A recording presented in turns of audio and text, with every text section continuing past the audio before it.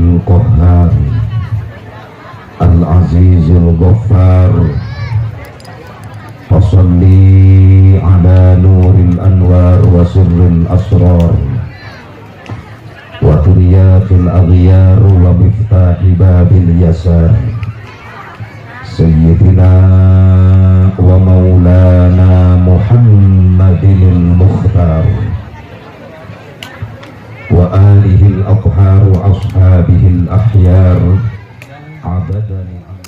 Dengan izin Allah kita bisa berkumpul, wasilah sababiyah undangan para panitia, hakikat izin Allah, mudah-mudahan pengorbanan Rasulullah SAW yang akan memegang tampuk kepemimpinan nanti setelah Rasulullah, setelah para sahabat, beliau akan ada di depan kita di yaumil mahsyar untuk memberikan syafaatnya kepada kita semuanya. Amin. Mudah-mudahan kita ada di belakangnya nanti. Amin ya Allah ya Rabbal. Bu, coba dengerin saya Bu ngomong Bu. Ya iya. Ngocet melulu dari tadi lu. Susah ngadepin ibu-ibu, Masya Allah. Jujur bukan muji di depan ibu, urusan pengajian ibu-ibu itu paling semangat. Tapi setiap pulang ngaji nggak pernah dapat ilmu. Kenapa? Karena di majelis taklim cuek sama kiai. Kiai ceramah, lu ikut nyerongok. Nah, nggak bepekan karena sunat kata ibu kita. Bu, dengerin. Lemparin jeruk terus cuek aja, gua nggak pernah dipikirin. Dari tadi makan dulu lu mah. Nah ini resikonya ngadepin ibu-ibu. Kalau ngadepin bapak-bapak diem adem ya pada molor. Ini ibu-ibu nih, Masya Allah. Hei, yang dagang jeruk coba diem. Hargain saya dulu, jauh-jauh dari Cikampek. Tolong fokus dulu pengajian Bu. Look at me. You and me, look-lookan. Lu lihat sini, fokus. Lihat jeruk, lihat muka gua diakurin nama jeruk. Ya amit ibu-ibu. Nah, gua ngalam-lama udah dah daripada cuekin sama ibu-ibu gini. Coba diam supaya pulang dapat ilmu. Ya. Hadirin hadirat rahimakumullah. Saya pengaruh kebuli barusan.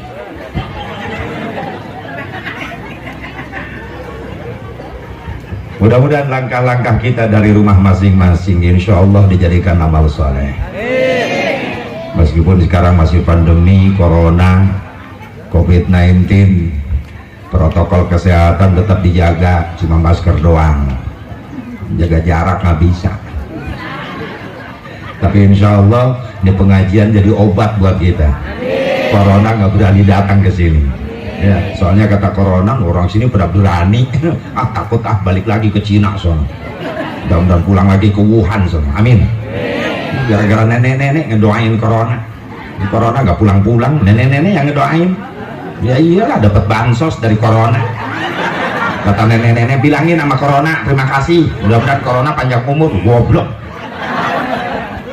corona didoain panjang umur nenek-nenek. Mudah-mudahan kita diselamatkan oleh Allah Subhanahu wa taala. Amin. Ya Allah ya Rabbal alamin. Khusus aparatur pemerintah setempat baik sipil, TNI, Polri yang saya hormati, ormas yang kebetulan bisa hadir di sini, ormas apa? Lupa lagi tadi. Mitra Jaya. Alhamdulillah, mudah-mudahan diberkahkan semuanya oleh Allah Subhanahu wa taala. Hadirin hadirat rahimakumullah, marilah kita bersama-sama memanjatkan puji syukur kehadirat Allah Subhanahu wa taala. Shalawat salam semoga tetap Allah curahkan selama-lamanya kehadiran junjungan Nabi besar Muhammad sallallahu alaihi wa alihi wasallam kepada para dzurriyyah-dzurriyyahnya, keluarganya, para sahabatnya, para tabi'in, atba'ut tabi'in, para sahabat semuanya, para tabi'in, atba'ut tabi'in, para ulama-ulama sholihin, juga para pengikutnya, khusus kita yang hadir pada siang hari ini. Mudah-mudahan kita mendapatkan syafaatul uzmanya Nabi Muhammad sallallahu alaihi wa alihi wasallam. Berkaitan dengan haul, Ibu Pak, ada sebagian kecil umat Islam yang masih menganggap bahwa haul nggak ada dari sononya. Yuk kita gali sejarah. Kata siapa haulan? Gak ada dari sononya. Dari sononya dari mana? Mungkin maksudnya gak ada dari nabinya. Padahal justru yang ngasih contoh itu Nabi Muhammad Shallallahu Alaihi Wasallam.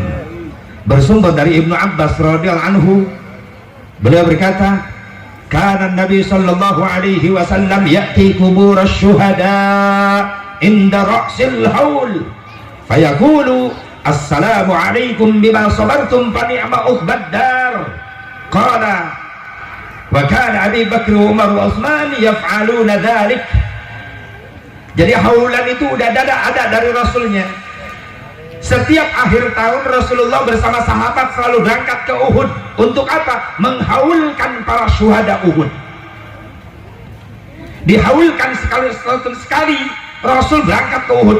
Makanya disunatkan bagi yang umroh haji berkunjung ke Uhud, karena disitu makom-makom para sahabat Rasulullah SAW, termasuk makomnya paman Rasulullah tercinta Sayyidina Hamzah radhiyallahu anhu ada di Uhud sana. Ketika nyampe ke Uhud, Rasulullah mengucapkan kalimat Assalamualaikum bima sabartum fa ni'ma uqbad dar. Keselamatan untuk kalian semuanya, hasil kesabaran kalian. Sekarang kalian ditempatkan di tempat yang penuh dengan kenikmatan. Ada sahabat bertanya di belakang Rasulullah pertama, Ibnu Muwaihibah radhiyallahu anhu, "Ya Rasulullah, apa untungnya buat kita datang ke sini? Kan yang di depan kita udah pada mati semuanya." Rasulullah jawab, "Saya mau tanya, apa kalian tahu yang di depan kita makom siapa?" "Makom para syuhada ya Rasulullah." "Siapa syuhada itu?" "Sahabat-sahabatmu yang rela mengorbankan jiwa raganya demi Allah dan demi Rasulnya, yaitu engkau ya Rasulullah." "Berarti kalian yakin yang di hadapan kita adalah makom-makom orang soleh?" "Iya ya Rasulullah." "Kalian yakin?" "Yakin." Maka Rasulullah mengucapkan, "Inda dzikris salihin tanzilur rahmah." Ketika kita mengingat orang-orang soleh, maka kontan Allah nurunin rahmat buat kita. Makanya dilanjutkan sama para sahabat, para ulama. Sekarang ada haul Syekh Abdul Qadir, ada haul para ulama, ada haul para habaib, haul guru-guru kita setahun sekali. Kenapa? Karena mereka adalah orang-orang yang soleh, dan ketika kita mengingat mereka, maka kita mendapatkan rahmat dari Allah Subhanahu wa Ta'ala. Amin ya Allah ya Rabbal. Amin ya Allah ya Rabbal. Makanya kurang gaul orang ngomong, nggak ada dari sononya, nggak ada dari sononya. Ya lu kapan ke sono? Ngomong seenaknya. Ya jangankan haulan, muludan, rajaban, buat apa? Nggak ada dari sononya. Di Cikampek, Kerawang masih ada yang begitu, Bu. "Pak Haji mau kemana?" "Rajaban." "Nggak ada dari sononya Pak Haji." Saya panas kalau dengar begitu. Saya samperin tuh orang, "Lu ngomong apa barusan?" "Rajaban nggak ada dari sononya Pak Haji." "Nah lu kapan ke sono?" "Maksudnya apa Pak Haji?" "Ya lu maksudnya apa tadi?" "Iya Rajaban nggak ada dari sononya Pak Haji." "Nah sekarang gua tanya, lu kapan ke sono? Ketemu sama siapa di sono? Bawa apa lu dari sono? Dan kapan mau ke sono lagi?" Makin pusing tuh orang itu. Ya Allah ya Rabbana, kalau memang belum senang udah diem, betul nggak? Tolong menghargai perbedaan, betul? Supaya Islam tetap kuat dalam koridor silaturahmi, jangan mudah dipecah belah, betul nggak? Iya, karena orang-orang Yahudi dunia sedang ngincer Islam Indonesia yang mayoritas, karena mereka takut kalau Islam mayoritas di dunia terbesar ada di Indonesia bersatu, maka saya yakin Islam Indonesia akan menjadi satu kekuatan yang tidak bisa dikalahkan. Amin ya Allah ya Rabbah. Ya kadang-kadang mereka memakai pelornya orang Islam juga, suruh benci sama Islam, betul? Suruh benci sama ulama-ulama Allah, suruh benci sama duriyah Rasulullah. Akibatnya apa? Ini bencana. Kalau mau tahu, gara-gara orang banyak benci ulama-ulama soleh, ulama-ulama yang istiqomah, nah bencana turun. Ada yang ngondang emang bencana ini. Kalau udah turun semuanya kebagian. Gua aja kebagian, pesantren kebanjiran kemarin. Lu ketawa, puas, lu puas. Amit orang kemusibahan, lu ketawa. Nah gitu dong, innalillahi wa inna ilaihi raji'un. Nyumbang kagak lu ketawain lagi. Misal gua kesini, Ya Allah, 3 hari Bu, santri ngungsi dulu, air masuk ke kobong, sampai viral videonya kemana-mana. Pesantren Haji Mubarok kebanjiran, ada yang kekatangan jempol gini. Masya Allah, ini muas-muasin gua nih.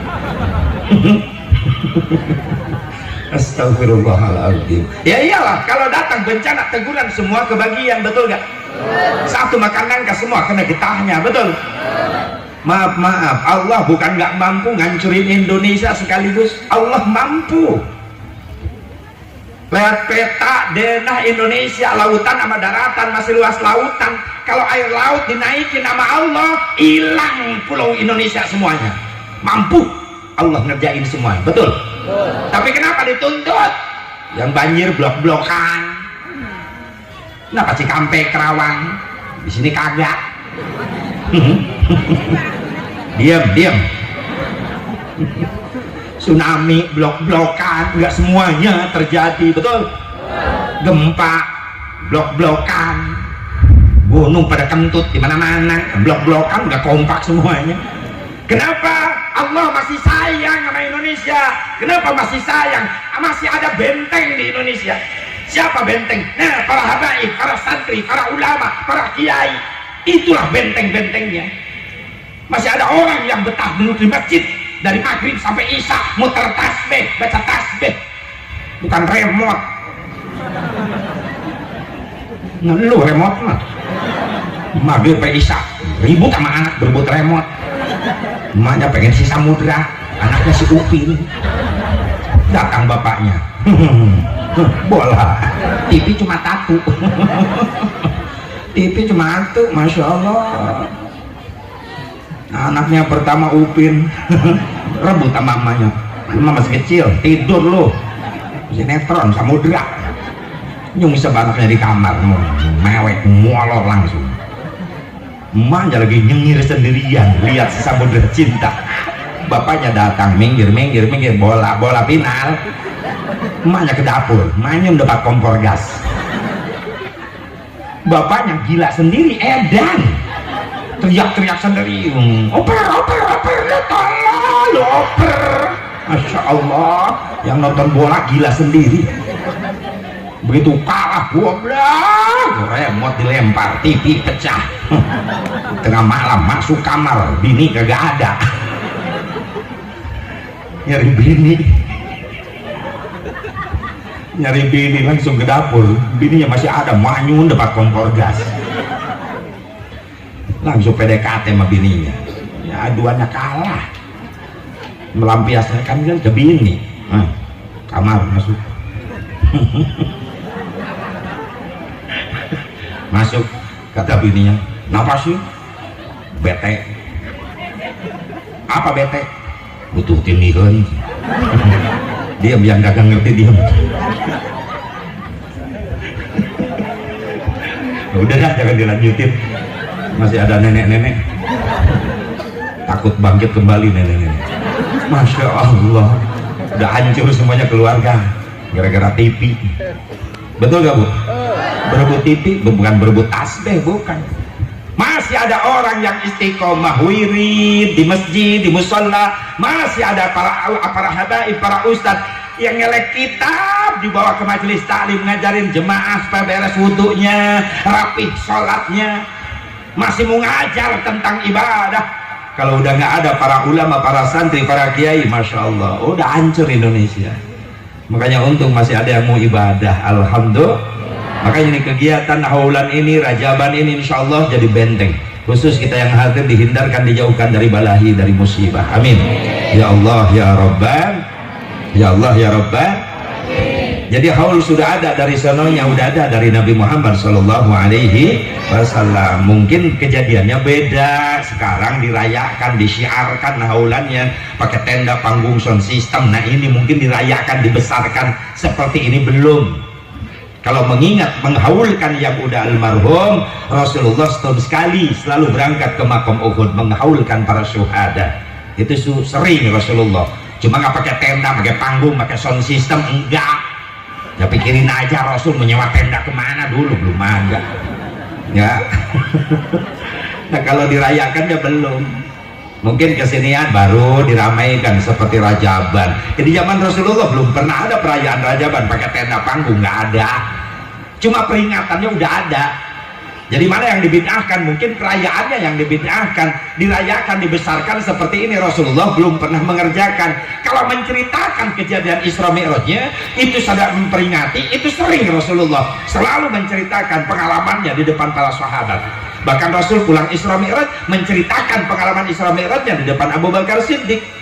Teruji keimanan Abu Bakar Siddiq, sehingga setelah Rasul menceritakan gak ada keraguan sedikit pun dalam keimanan Abu Bakar Siddiq. Langsung Abu Bakar Siddiq menjawab, "Shaddaqta ya Rasulullah, aku membenarkan apa yang kau alami malam tadi." Bahkan Fatimah nangis mendengar cerita ayahanda Rasulullah SAW. Banyak wanita-wanita umat Islam, umatnya Rasulullah yang hidupnya di akhir zaman, tapi nanti banyak di dalam nerakanya Allah. Sampai nangis Fatimah. Itu adalah peringatan, cuma tidak dirayakan, nggak pakai tenda, pakai panggung, sound system, enggak.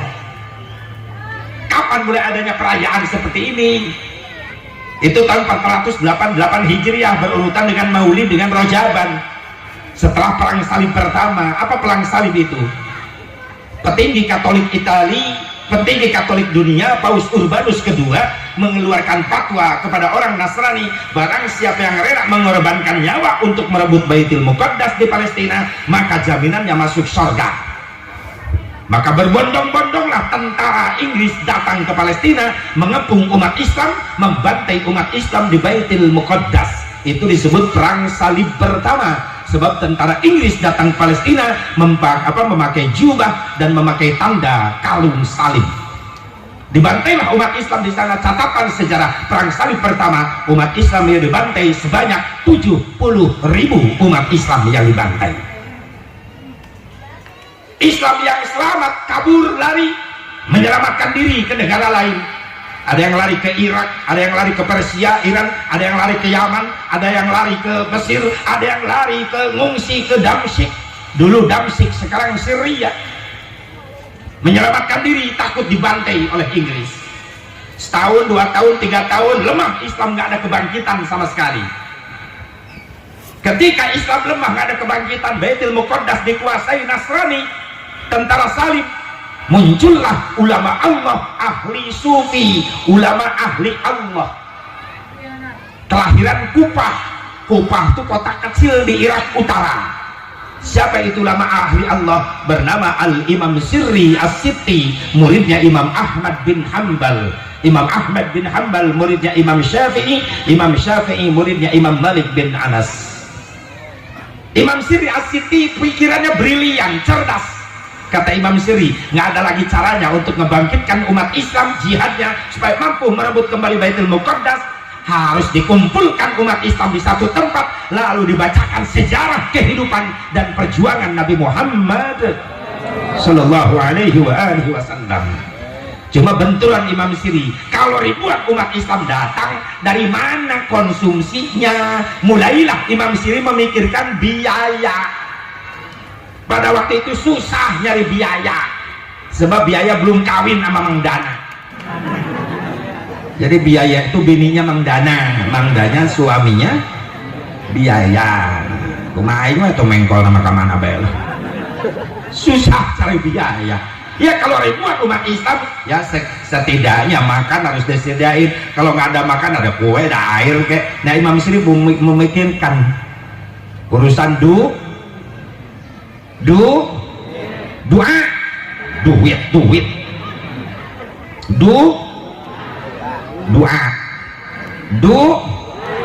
nggak gini duit, kalau gini doa. Iya kita juga butuh ini doa, yang gini tangannya begini doa. Kita butuh yang ketuker butuh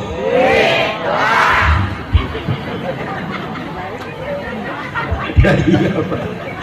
Kalau urusan duit ibu-ibu paling cepet nyamutnya duit. Iya, mau di rumah mau di pengajian otaknya tuh duit terus. Ibu-ibu ya nggak munafik Ustaz, kita manusia biasa di dunia butuh duit. Ya iyalah, gua juga manusia biasa Bu. Ustaz bukan juri. manusia butuh duit. Maka saya jauh-jauh dari Cikampek berangkat ke sini.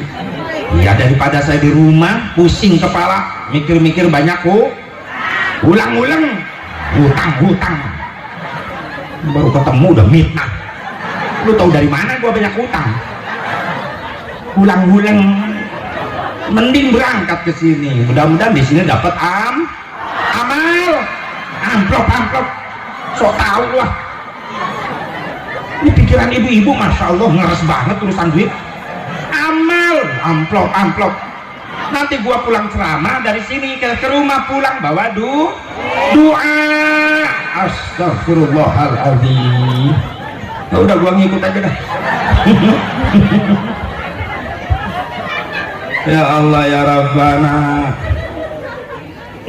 Akhirnya Imam Syirih mengeluarkan fatwa. Pertama yang diadakan perayaan Maulid dulu, baru Rajab. Ini urutannya, Maulid dulu pertama diadakan oleh Imam Syirih. Barang siapa yang bermaksud membacakan Maulid Nabi, mengadakan peringatan Maulid Nabi, maka jaminannya akan masuk surganya Allah. Kata Imam Syirih. Muridnya nanya, ya Syekh, apa argumentasinya? Orang adain muludan dapat taman surga, masuk surganya Allah, argumentasinya apa? Dijawab Imam Syirih, li'annahu ma qasada dalikal mawadi illa limahabbatihi sallallahu alaihi wasallam. Gak mungkin umat Islam rela ngorbanin harta, tenaga pikiran buat muludan, buat rajaban, kecuali tertanam di hati umat Islam yang muludan, yang rajaban, rasa cinta kepada Nabi Muhammad sallallahu alaihi wasallam. Didengar oleh Raja Irbil. Pada waktu itu Irbil kota ketiga terbesar setelah Baghdad, Basrah, Irbil. Di Irbil dipimpin oleh salah seorang raja kaya raya bernama Abi Sa'id Kaukabari bin Zainuddin bin Ali bin Baktikin. Menurut Syekh Jalaluddin As-Suyuti, Abi Sa'id Kaukabari bin Zainuddin bin Ali bin Baktikin itulah nama asli dari Syekh Malik Mudaffar. Jadi nama asli Syekh Malik Mudaffar adalah Abi Sa'id Kaukabari bin Zainuddin bin Ali bin Baktikin. Dipanggil Imam Syirih, ya Syekh, ini fatwamu. Iya, maksudnya apa? Buat membangkitkan Islam. Untuk apa? Merebut kembali Baitul Muqaddas. Maka kita ngadain muludan, ngadain rajaban. Kata raja itu, ya jadiin, udah jadiin. Biayanya dari mana? Untuk apa? Ya jemaah pasti ribuan yang datang, makanan kita harus sediain buat jemaah yang datang. Kata raja, saya yang tanggung semuanya. Sekali gerakan Maulid, belum Rajab, Maulid dulu, itu raja nyembelih untanya 500 unta, nyembelih kambingnya 5.000 kambing, 10.000 ayam. Raja muludan 500 unta. Nah kita boro-boro nyumbang unta-untanya kagak ada. Ayam satu aja diumpetin, takut ketemu sama panitia. Panitianya berang-berang, cari panitia. Subhanallah. Insya Allah banyak berkorban buat muludan rajaban, jadi saksi yaumil mahsyar nanti. Amin ya Allah ya Rabbal, ya Allah ya Rabbal. Maka diadakanlah perayaan Maulid, nyambung Isra Mi'raj, bangkit Islam dari situ. Akhirnya nyambung kemana-mana, pengen ngadain muludan rajaban. Sampailah ke Damsyik, muncullah panglima perang Islam di Damsyik menjadi panitia Maulid dan Isra Mi'raj. Siapa? Syekh Nuruddin Zanki. Nyampailah ke Mesir, Salahuddin Al-Ayyubi juga mengadakan. Hadirin hadirat rahimakumullah, hadani Allah wa iyyakum ajmain. Jelas kita tambah dikit, tuh ada kode. Tambah dikit bentar lagi. Hikmahnya dari haulan ini, maaf karena ngeburu waktu, dikejar waktu. Jelas menandakan anak-anak yang soleh, keturunan-keturunan yang soleh yang tidak melupakan jerih payah orang tuanya. Betul? Iyalah, ini yang menyelenggarakan kan keturunan-keturunannya almarhum almarhumah, tidak melupakan. Meskipun beliau sudah menghadap Allah Subhanahu wa Ta'ala, tapi mereka almarhum punya jasa buat saudara-saudaranya. Ingin menjadi orang yang baik. Bagaimana orang yang baik? Orang yang baik itu orang yang pandai berbuat jasa kepada orang lain, bukan orang yang pintar memakan jasa orang lain. Betul gak? Orang baik adalah orang yang pandai berbuat jasa kepada orang lain, bukan orang yang pintar memakan jasa orang lain. berbuat jasa. Keluarga besar di sini berbuat jasa buat siapa? Buat almarhum Habib. Masya Allah. Habib pulang. Dan panjang umur, Habib, sehat walafiat, amin. Jemaah membutuhkan semuanya, mudah-mudahan diberkahkan Allah, amin ya Allah ya Rabbal Alamin. Berkah kita Bu ya siang ini bisa kumpul dengan dzurriyyah Rasulullah sallallahu alaihi wasallam. Bu, lihat saya lagi sini.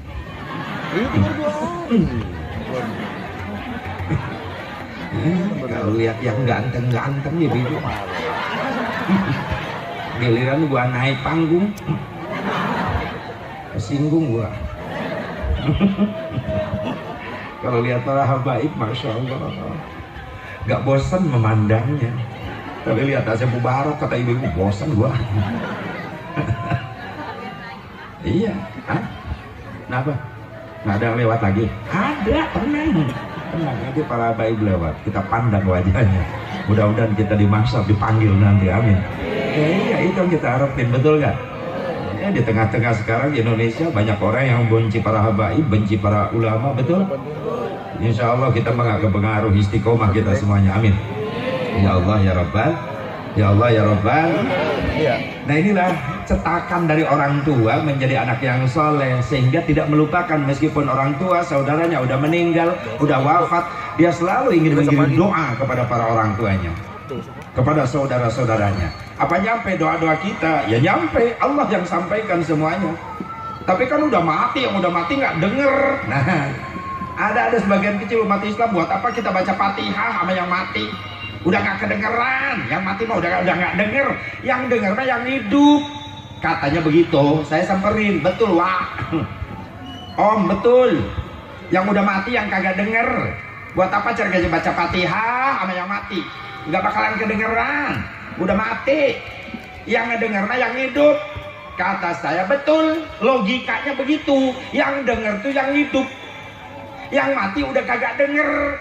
Tapi beda dengan iman. Kalau pandangan dengan iman kepada Allah, kepada kekuasaan Allah, maaf, nggak denger, nggak perlu nungguin mati. Betul. Yang hidup aja banyak yang kagak denger. Betul nggak? Siapa? Kakek lu, kata saya begitu. Kakek lu masih ada, dengar? Enggak, lu masih hidup, nggak perlu nunggu mati. Betul nggak?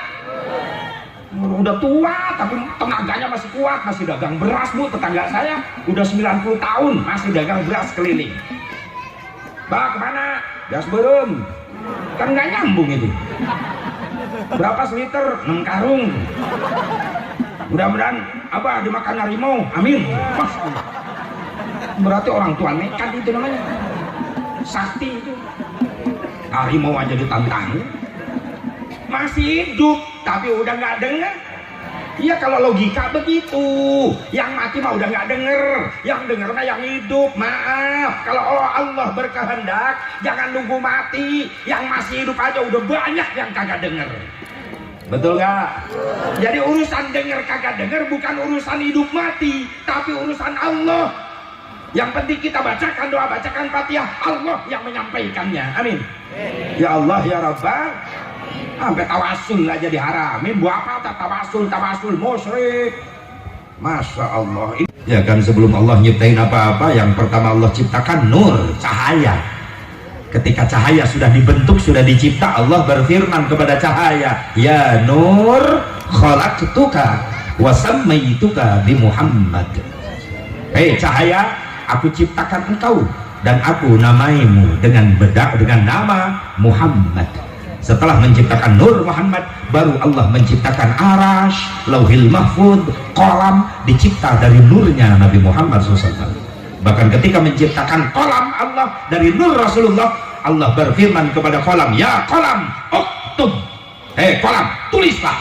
Kata Qalam, tulis apa ya Allah? Allah berfirman, la ilaha illallah Muhammadur Rasulullah SAW. Ditulislah oleh Qalam, la ilaha illallah Muhammadur Rasulullah SAW. Mudah-mudahan kita semuanya akan bertemu dengan Rasulullah nanti. Terus terang, capek nggak dirasa, pusing nggak dirasa, sibuk kerja nggak dirasa, demi cintanya kepada Rasulullah SAW kita rela berkumpul di sini, betul? Betul nggak? Karena ada rasa cinta kita kepada Rasulullah. Alhamdulillah nih panitia haul memberikan keberkahan buat kita semuanya. Mudah-mudahan turunan-turunan almarhum dijadikan turunan yang soleh dan soleha.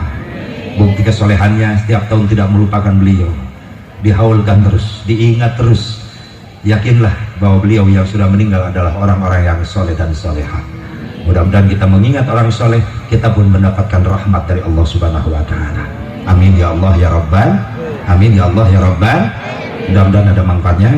Itu saya yang saya sampaikan. Dan guru sholat, saya langsung ke Balaraja, Bu. Nah, kebetulan sebenarnya ini jadwalnya malam tadi harusnya. Ya, Balaraja Banten. Ya, harusnya jadwal di sini itu malam tadi. Panitia langsung mendadak ngabarinnya pindah ke siang. Main capek-capek tadi. Kalau malam kan enak tadi, nggak diizinin. Untung di sana diizinin di Balaraja. Besok pulang Balaraja langsung ke Serang, Banten. Masih diizinin, alhamdulillah. Pulang dari Serang, nah malam Senin, belum Selasanya Brunei Darussalam. Kalau ada yang ngundang, udah diam dulu, dengerin dulu. Kan gua belum beres ngomong. Kalau ada yang ngundang, ya kalau kagak ada, gua molor aja di rumah. Buat apa ke Brunei kalau ada yang kenal? Ya kita ambil. Belum nyasar ke sono. Yang penting itu aja dah. Udah waktu. Mudah-mudahan panjang umur, sehat walafiat, tetap protokol kesehatan dijaga. Apa protokol kesehatannya? Doa, terus doa itu protokol kesehatan. Ya, sholawat tibil qulubnya terus dibaca. Amin. Ya Allah ya Rabbal. Ya, teman saya juga ada yang di petugas Covid ada, Bu, selalu ngingetin saya. Ya, awas. Masker pakai, cuci tangan. Gua mah tiap hari cuci tangan, wudu cuci tangan. Masker pakai, rusak yang kemarin. Udah BH bini gua dipotong dari masker daripada beli kemana-mana. Yang ada dimangkaatin udah sama bini, Neng putusin tuh tali BH buat apa sebelah pakai masker, adem banget. Jaga jarak ya. Ya iyalah, gua mah gak perlu dikasih tahu, gua ceramah jaga jarak. Gak pernah gua ceramah tengah ibu-ibu nyelip, gak pernah. Ini jaga jarak, betul nggak? Kata teman saya yang di Covid, ya jangan di pengajian aja jaga jarak, di rumah jaga jarak katanya. Maksudnya ya sama anak istri. Kalau sama anak gua bisa jaga jarak, kalau sama bini gua gak bisa. Sama bini jaga jarak. Masya Allah, kapan gua punya anak? Memang yang gua pakai remote apa? Jaga jarak. Sini jaga jarak, alhamdulillah. Berapa meter? Ini yang deket ini. Jaga jarak, Pak. Pindah ke batu tuh sana tuh. Protokol. Mudah-mudahan ada manfaatnya ya. Ini buat keluarga yang dihaulkan di sini apa, mudah-mudahan dijadikan anak yang soleh, diberkahkan rezeki dan usahanya, tetap istiqomah, cinta ulama, cinta para habaib. Insya Allah itu akan mendatangkan keberkahan buat kita semuanya, dan kita selalu dijaga oleh Allah Subhanahu wa Ta'ala. Hadanallahu wa iyyakum ajma'in. Assalamualaikum warahmatullahi wabarakatuh.